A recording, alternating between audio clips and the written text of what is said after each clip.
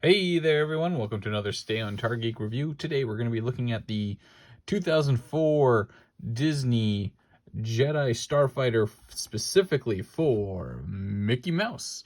Now, this was obviously prior to Disney taking over the Star Wars franchise. However, there was some limited retailing of Disney and Star Wars crossovers at the time.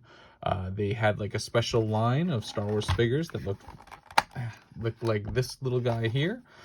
This one I believe wasn't unique. Maybe the face was unique to the Starfighter release. And then you also got a special droid, R2MK, I believe.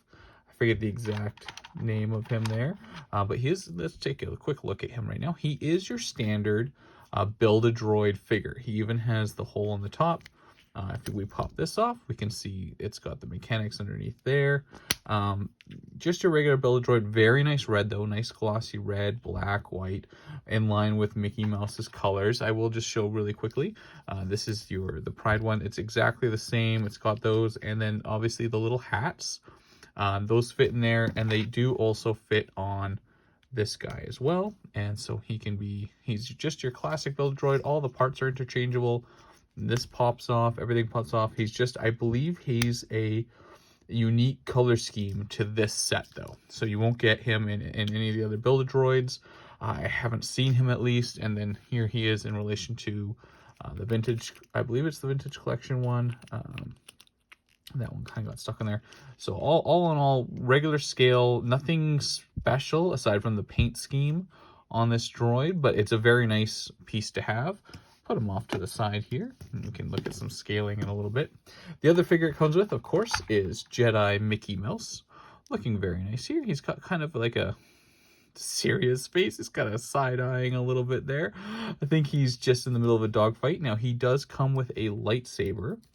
In the package, he is holding the lightsaber, so it is bent already. And there we go. We can see him holding his lightsaber there, ready to do some defending of the Jedi Order or some youngling slaying, it looks like a little bit there. But nice detail. We've got the 3 spots on the hand. We've got obviously some coloring, some eyes.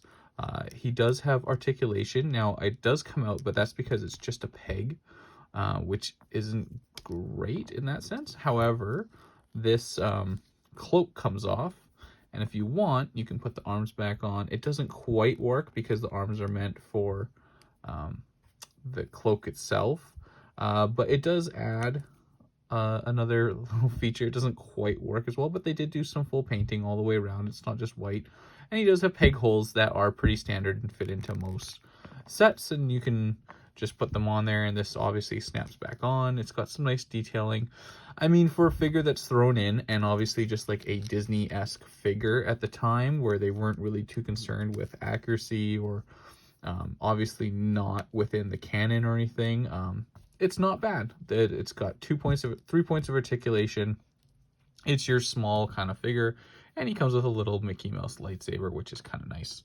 Let's take a little look at the ship now. Obviously, the color scheme is within Mickey Mouse's color scheme. That red, white, or red, black, and yellow with a little touch of white. This is your regular Starfighter. I believe it came out a little bit after 2004, technically, but it uses that 2004 print on there. We've got the landing gear, which is nice. We also have the regular play feature that this had, and the Mickey ears on the back.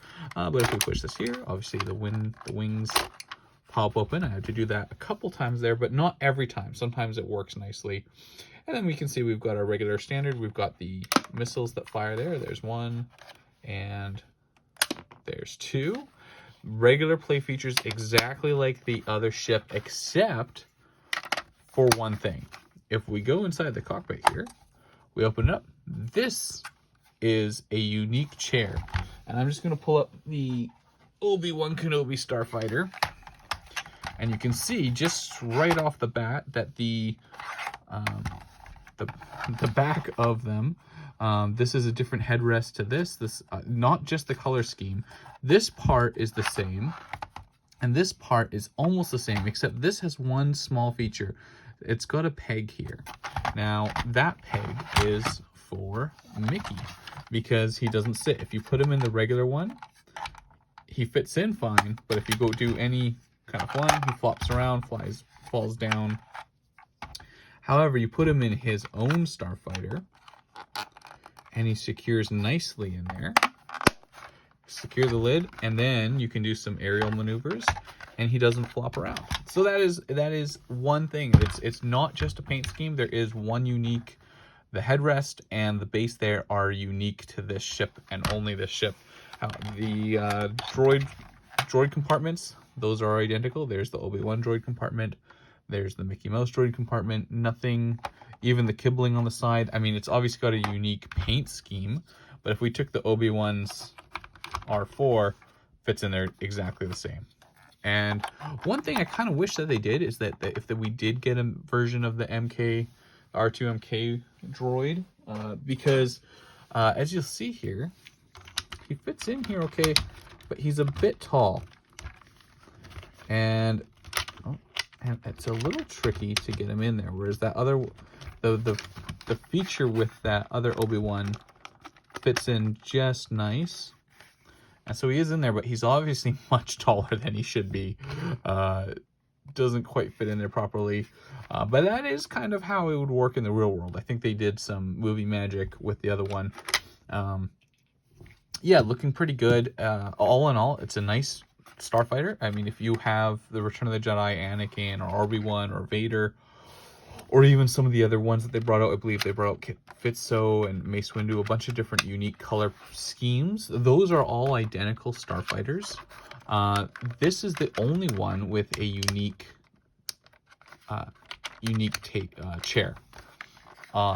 Your Mickey will not fit into the others. He'll flop around in the others. So if you end up with the Mickey figure and not the fighter, you can't be moving him around and letting him sit in there nicely.